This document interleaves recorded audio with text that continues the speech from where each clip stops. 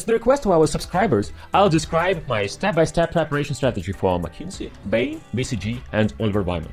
In the next video, I'll walk you through my resumes and motivational letters. What was the result? I did not pass the screening at BCG and refused to continue the selection process after the first rounds at Bain and Oliver Wyman, as I received an offer from McKinsey, my #1 choice.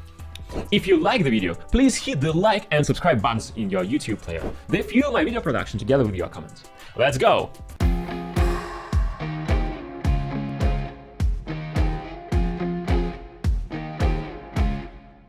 I've never participated in case championships and case clubs while studying at university. Therefore, my experience preparing in 9 weeks will be useful to those preparing from scratch. Do note, however, that I prepared for 9 weeks almost full time. If you are working or studying, it might take you longer. It also might take you longer or faster, depending on your background in math and English. Many things might seem trivial to experienced candidates, but repetition is the mother of learning, as they say. Disclaimer: I do not select employees at McKinsey, I do not conduct interviews at McKinsey, and I do not have any confidential knowledge of these issues. All that I will be describing below is a set of my own actions that worked. They may or may not work for you. Use your brain, otherwise it won't work.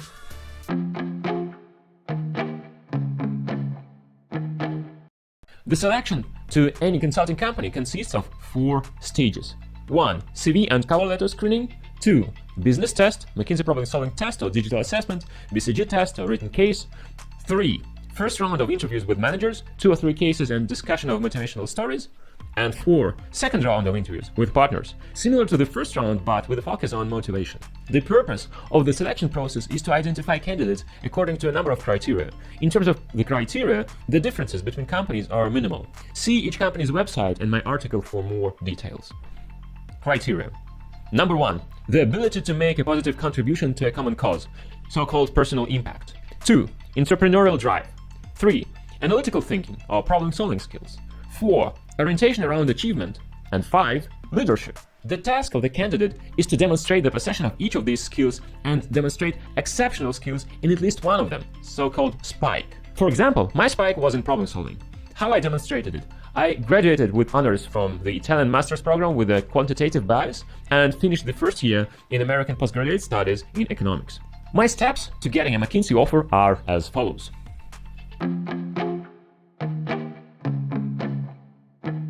A resume is a one-page review of the key professional achievements of a candidate.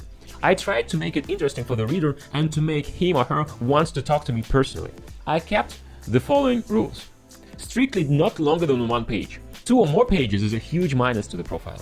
Then clear structure, education, professional experience, extracurricular activities, skills. Then demonstrate achievements according to all selection criteria. Then maximum quantifiable achievements, ranked top 5 of the class, completed 10 reports, organized competition, saved $10,000 for the student club, whatever. Then maximum active verbs, advised, built, coached, completed, created, delivered, led, managed, organized, persuaded. If possible, eliminate the passive words like assisted, helped, participated, supported. Then neat format without grammatical errors and unformatted lines. And then, of course, I had to discuss my resume with experienced friends.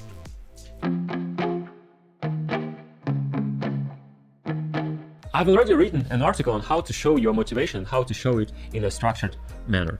The main points are as follows.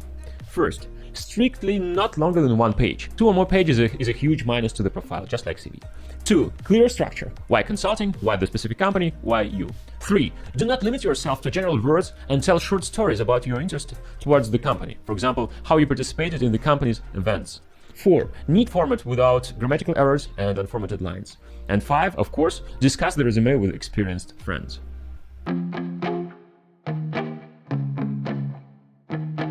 The PST test, or digital assessment now, should not be underestimated. Many experienced and talented friends of mine failed it. I was lucky. The debate club held in English and life in the United States, along with mathematical preparation in school and graduate school, helped. However, even such experience could not replace systematic preparation. How I prepared for PST? I downloaded and solved one test from the McKinsey website without time constraint. I understood the format and recognized my mistakes. Then I examined the theoretical base of the test. Then I revised the tasks from mathematical parts of GMAT and GRE. There are lots of them on the internet. Then I downloaded 7 free tests similar to PST, solved them, counting time, 60 minutes. Then I reached a stable result of 20 and more correct answers out of 26. Then I solved the remaining 2 tests from the McKinsey website. A lot of PST trial tests can be bought online. If after 10 solved tests you still have problems, buy them. If you need more systematic training, and if you cherish your time and want to invest your time in achieving a result, I recommend our PST preparation course. Or one of the wider courses on math to train your mental and business math, or a course in English based on GMAT and GRE tests, which will boost your language proficiency for the purpose of the test. Preparation for the written case was much simpler.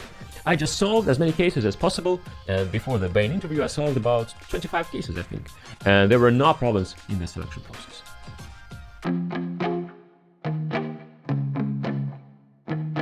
Only 130 pages and all are relevant. Reading other books like Case in Point, for example, from my point of view, was a waste of time, which is always precious. I never read them and will not recommend them to you either. Benefits of this book: theoretical preparation for hypothesis testing and creation of issue trees, 2 universal structures, revenue, cost and customer, product, competition, company, and understanding of how to create my own structures. Of course, here you have to be careful and not take everything word for word. If you don't switch on your brain and start creating your own structures, then instead rely on everything said by Victor Chand, you will most likely fail in case interviews. So use your brains.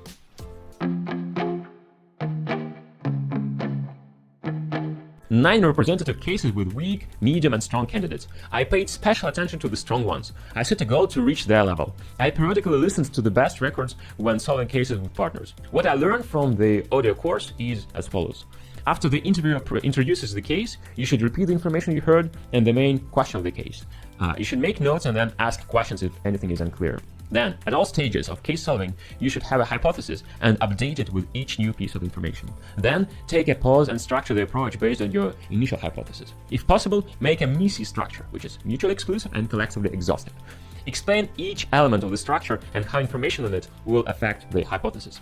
Then, when analyzing, move sequentially through the structure and do intermediate synthesis, returning to the hypothesis. And then, once you discover the problem on which to concentrate, quickly close other branches of the analysis. Make a short and high-quality synthesis and give a recommendation. Recently, I've created an updated interactive version of LOMS. I'll link it in the video description.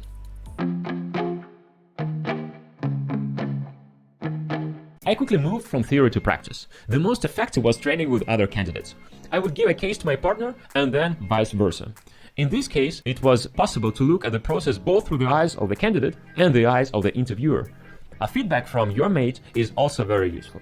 Although it turned out that giving feedback was even more useful because you see other people's mistakes and learn to avoid them yourself.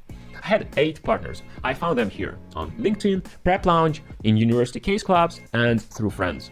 I recommend you to focus on foreign partners. They are often stronger than your local candidates and provide the opportunity to practice English. For example, I had 3 local partners and 5 international partners from Germany, United States, China, and Australia.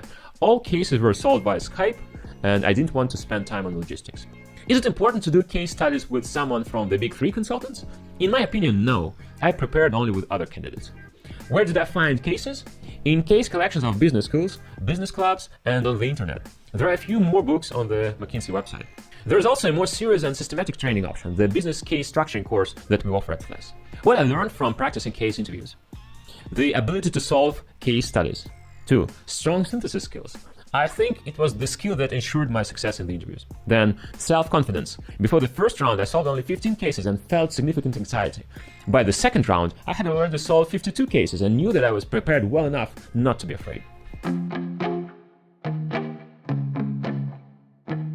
It's an important part of the selection process, and it is often forgotten by the candidates. Fortunately, I was fully armed. I wrote a story on each of the following topics: leadership, achievement, personal impact, entrepreneurial drive. How to prepare stories? I will tell you in a later video. Stay tuned.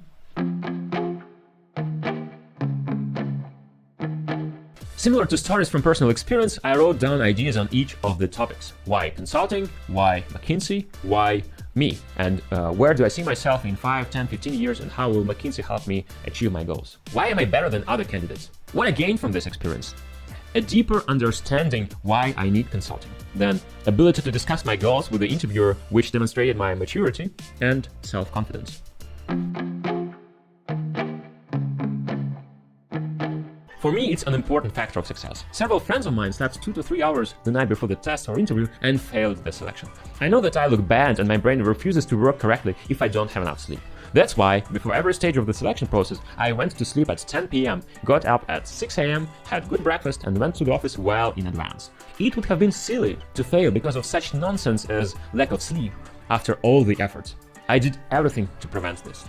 That's how I managed to prepare for consulting selection in 9 weeks and successfully pass it.